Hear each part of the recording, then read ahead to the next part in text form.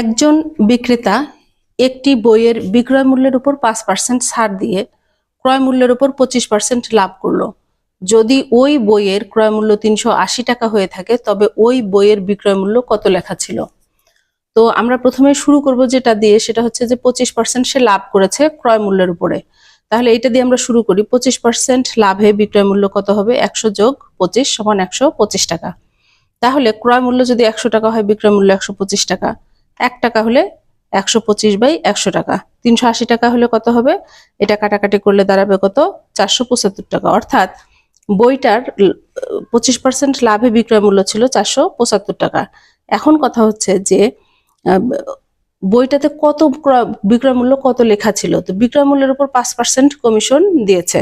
তো 5% ছাড়ে বা কমিশনে বিক্রয় মূল্য কত? 100 - 5 সমান 95 টাকা। তো এখন বিক্রয় মূল্য 95 টাকা হলে লিখিত মূল্য ছিল 100 টাকা। বিক্রয় মূল্য 1 টাকা হলে কত ছিল? 100/95। আর 475 টাকা যেহেতু বিক্রি করেছে, 475 টাকা হলে কত ছিল? 100/95 গুণন 475। কাটাকাটি করলে হয় 500। অর্থাৎ বইটির বিক্রয় মূল্য লেখা ছিল 500 টাকা।